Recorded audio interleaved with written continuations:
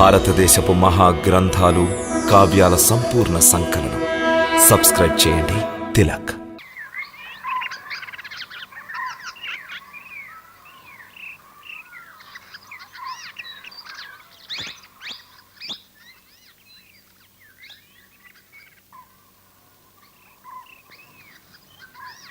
వస్తే దుర్గమ్మ, కొంచెం నూతులోంచి నిలుతోడు. పాప ఈ ముగ్గురికి దాహంతో గొంతెండిపోతుందట. తోడతాలే రాక్కల్.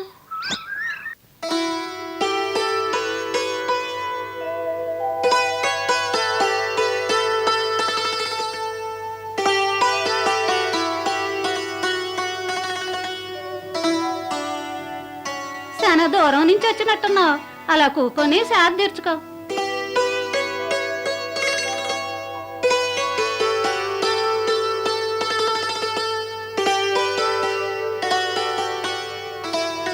వసేవు మల్లమ్మ. ఏంటక్క? కొంచెం తినటానికి ఏదన్నా బయలు పట్టుకురావే. ఇదిగో చెప్తున్నా. పాపం ఆకలితో ఉంటారు. లక్ష్మణ,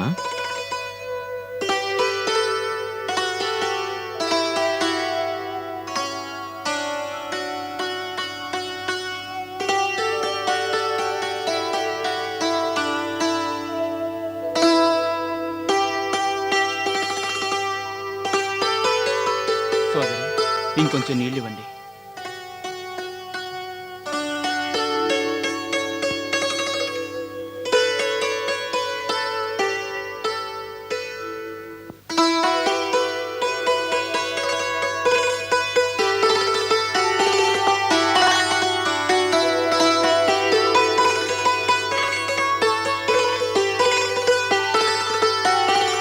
యాక, ఎవరు మీరు?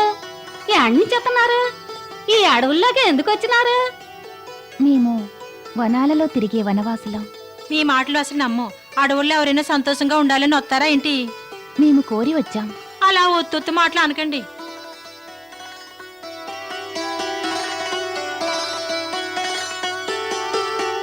అవును, ఓ మాట చెప్పండి. వాళ్ళిద్దరు ఎవరు? చరణాల చెంత కూర్చున్నవారు మా మరిది గారు, చేతిలో ధనుస్సున్నవారు ఆ నువ్వు కట్టుకున్నాయనా? అంతేనా? ఆయన పేరేటి పిల్ల? పేరు ఆ కట్టుకున్నోడి పేరు ఏ పెళ్ళైనా చెప్తాదేంటి? నీ పేరేంటో చెప్పు. పోనీ మీ మరిది పేరు చెప్పు. మా నామం సీత, మా మరిది గారు లక్ష్మణుడు. లక్ష్మణ, సీత. అయితే మీరు రాములోరా? సీతారామ లక్ష్మణులు మా గూడెంలోనా? అయితే మీరేనా సీతారాం లక్ష్మణులు? ఆ మహారాజు అడవులు కంపింది మిమ్మల్ని. సీత రాములు, ఓర్ దేవుడా, ఎంత గౌరవమైనోళ్ళు వీళ్ళ తల్లిదండ్రులు. పువ్వుల్లాంటి కొడుకుల్ని కోడల్ని అడవులకు పంపారు. లేదు సోదరి, మేము స్వయంగా మా ఇచ్ఛతోనే వనాలకు వచ్చాం. ఎవరు కావాలని వనాలకి రారు. ఇది విధి ఆడిస్తున్న ఆట మహారాజా.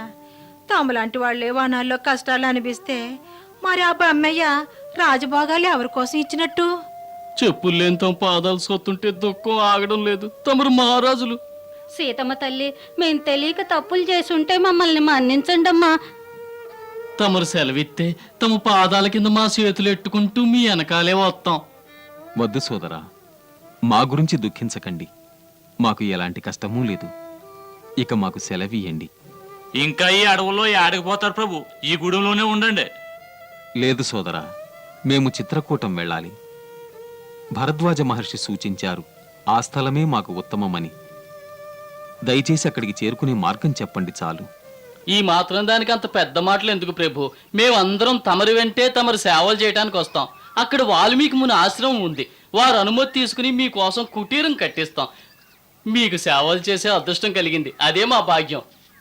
రామా, నేడు మీ రాకతో ఈ వాల్మీకి కుటీరం పావనమైంది.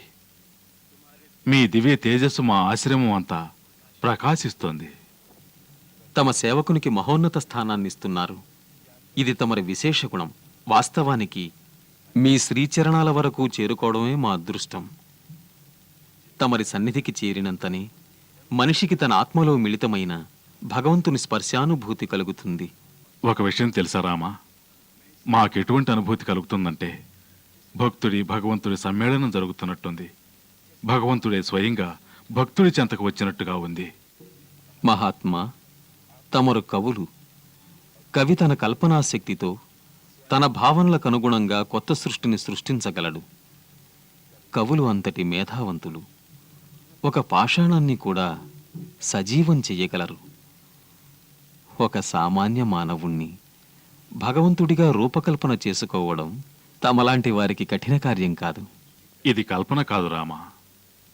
ఏ మనిషి సాధనతో దైవత్వాన్ని గ్రహించి ఆత్మలో మిళితమై ఉన్న భగవత్ స్వరూపాన్ని దర్శించగలుగుతాడో అతను స్వయంగా భగవంతుడే అవుతాడు. ఇందులో దాగి ఉన్న గూఢ రహస్యాన్ని మీరే తెలియపరుస్తారు. ఇక తమన్ని గుర్తించినవాడు తమలో ఐక్యమైపోతాడు. హే మహాముని, మీ ప్రేమాభిమానాలకు హద్దులు లేవు. అణువణువునా తమరికి తమరు నమ్మిన భగవంతుడే గోచరిస్తున్నాడు. అందులకి మాలాంటి ఒక సాధారణ మానవుణ్ణి కూడా భగవంతుడిని కీర్తిస్తున్నారు. రామా, ఈనాటి వరకు తమరు గావించిన దైవ కార్యాలు తారకవధ, శివధనుర్భంగం, పరశురామ గర్వభంగం అన్నీ మా మనసులో చెరగని ముద్రలు వేసుకున్నాయి. తమరు సామాన్య మానవులు కారు, భగవత్ స్వరూపులు, సాక్షాత్తు కారణ జన్ములు. ఈ ధరిత్రిపై దుష్ట శిక్షణకు శిష్ట రక్షణకు అవతరించిన పుణ్యపురుషులు తమరు. తమరే మా కావ్యనాయకులు రామా. వాస్తవానికి మేమెవరము, మేము ఏ కారణం కోసం జన్మించామో మాకెలా తెలుస్తుంది? ఇది తమలాంటి త్రికాలజ్ఞులే తెలుసుకోగలరు. మేము కేవలం మానవ మాతృలమనే నమ్ముతున్నాం. దశరథుల వారి పుత్రుణ్ణి, రామనామధేయుణ్ణి. ఈ సమయంలో మేము పితాశ్రీ ఆజ్ఞానుసారం మా అనుజుడు లక్ష్మణుడు పత్ని సీతాదేవితో 14 సంవత్సరముల వనవాసం చేయడానికొచ్చాం. మా నివాసం ఎలాంటి స్థలంలో ఉండాలంటే, మా నివాసం వల్ల ఏ తపస్వికి సిద్ధుడికి భంగం కలుగకూడదు. తమరు దయచేసి మాకలాంటి యోగ్యమైన స్థలాన్ని సూచిస్తే అక్కడ నివసిస్తూ మా వనవాసాన్ని కొనసాగిస్తాం. తమరు నివసించడానికి స్థలం నేను సూచించాలా? ముందొక విషయం చెప్పండి. అసలు మీరు లేని స్థలం జగత్తులో ఉందా? ప్రభు, గూఢార్థాలతో మమ్మల్ని తిరస్కరించకండి. ఈ సేవకుడికి చిత్రకూటంలో ఒక స్థలాన్ని ఉపయోగించుకోవడానికి అనుమతినివ్వండి. అక్కడ మేమొక చిన్న కుటీరాన్ని నిర్మించుకుంటాం. వాస్తవానికి మీ కుటీరం ప్రతి భక్తుడి హృదయంలోనూ ఉంది. సంసారిగా అడుగుతున్నారు గనుక సూచిస్తున్నాను. మునిమాన్యులతో విరాజిల్లుతున్న ఈ చిత్రకూటంలోని మందాకిని నదీ తీరాన మీ కుటీరాన్ని నిర్మించుకోండి. పుణ్యనది మందాకిని గంగానదిలో ఒక ధార. వాస్తవానికి దానిని అత్రి మహర్షుల వారి ధర్మపత్ని సతీ అనసూయ తమ తపశ్శక్తితో నీలిపర్వతాల మీదకి తీసుకొచ్చారు. ఇక్కడ వనాలలో నివసించే ఆటవికులు మంచి స్నేహితులు, భక్తులు. వాళ్ళు రాజుగా మిమ్మల్ని ఎంతో ఆదరిస్తారు, మీ కుటీర నిర్మాణంలో సహకరిస్తారు. తమ ఆజ్ఞ.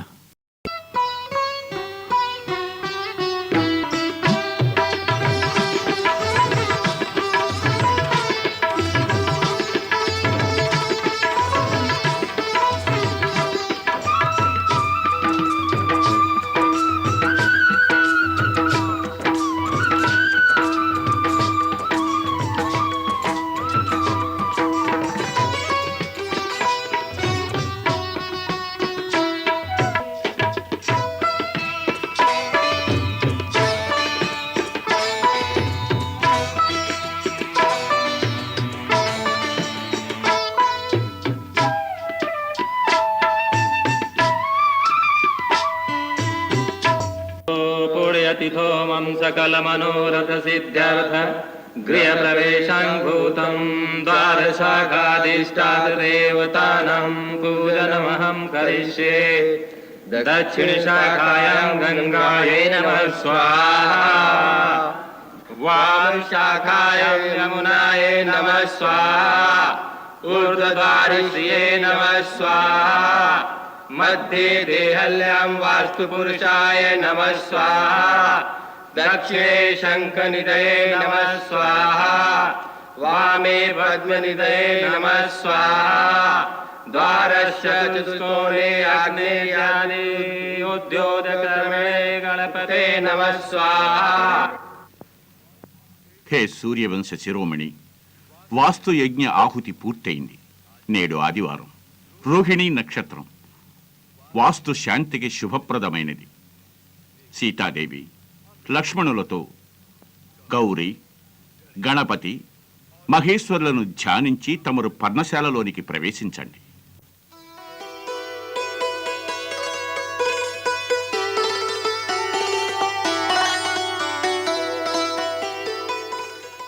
గురుజనులందరూ మంగళవచనాలతో మమ్మ ఆశీర్వదించండి.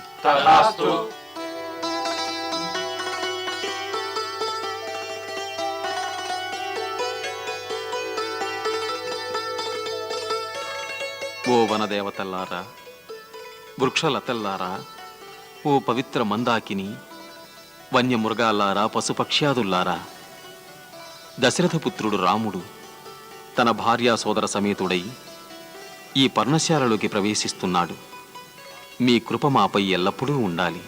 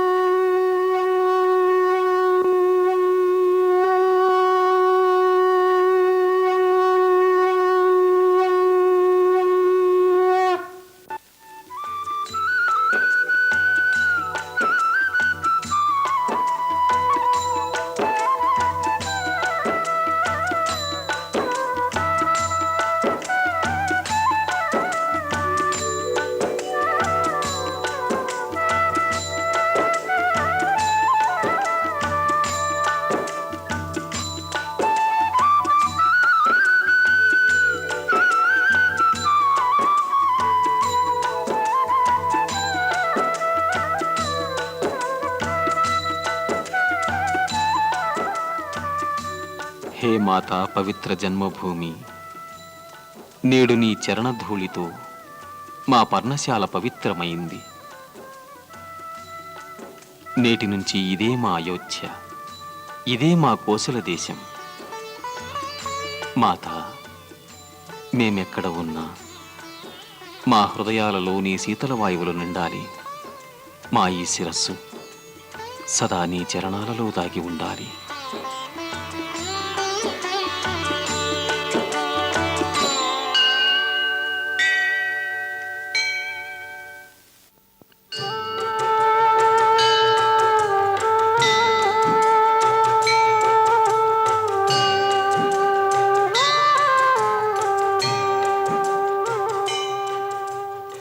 ఆచార్య, గురుదేవా, అన్నీ సిద్ధం చేశారా? తమ ఆజ్ఞానుసారం అన్ని సిద్ధం చేశాం. గురుదేవా ప్రణామం. సుఖీభవ. తమరే నన్ను రక్షించాలి, తమరే నాకు సహాయం చేయాలి. మీ శరణు కోరుతున్నాను. విషయం ఏమిటి ఆర్యసుమంత? ఎందుకింత దుఃఖిస్తున్నారు? ఎంతో ఆశతో రాముణ్ణి తిరిగి తీసుకువచ్చే బాధ్యత మాకు అప్పగించారు మహారాజు. పరాజయమే ఎదురైనది. మాకు తెలుసు మీరే విధంగా తిరిగి వస్తారని. గురుదేవా, మాత సీతాదేవినైనా తీసుకురాలేదు. రిక్తహస్తాలతో వచ్చాను. సుమంత, మీరు రిక్తహస్తాలతో రాలేదు. మీరు రథంలో రఘువంశ సత్యాన్ని, ధర్మాన్ని, వాగ్దానాలు నెరవేర్చే గౌరవాన్ని తీసుకొచ్చారు. ఒకవేళ రథం ఈ విధంగా రాకుంటే ధర్మచక్రం శాశ్వతంగా పాతాళానికి కూరుకుపోయేది. ఇక తమరు వెళ్ళండి సుమంత, మహారాజా వారిని కలవండి. లేదు గురుదేవా, మహారాజు గారి మొహం చూసే సాహసం నాకు లేదు. వారి కళ్ళు నిర్మానుష్యంగా ఉన్న రాజమార్గాల్ని చూస్తుంటాయి. వారి చెవులు రథధ్వని వినడానికి ఉత్సాహపడుతూ ఉంటాయి. నేను ఒంటరిగా రావడం చూసి వారు ఎంత వేదన చెందుతారో ఊహించుకుంటే భయంతో గుండెలు వణుకుతున్నాయి గురుదేవా. గురుదేవా, ఒకవేళ తమరు వెంట ఉంటే తమ జ్ఞానహితవు, మనశ్శాంతిని కలిగించే ఉపదేశ వాక్యాలు విని మహారాజా వారికి ఉపశమనం కలుగుతుంది. ఇది అయోధ్యకు ఆపత్ సమయం. గురుదేవా తామే దీనిని చక్కదిద్దగలరు. తమ వల్లనే సాధ్యమవుతుంది. వీటినెవరైనా ఎప్పటి వరకు ఎదిరించగలరు? పదండి సుమంత, మేము మీ వెంట వస్తాం. మహాభాగ్యం.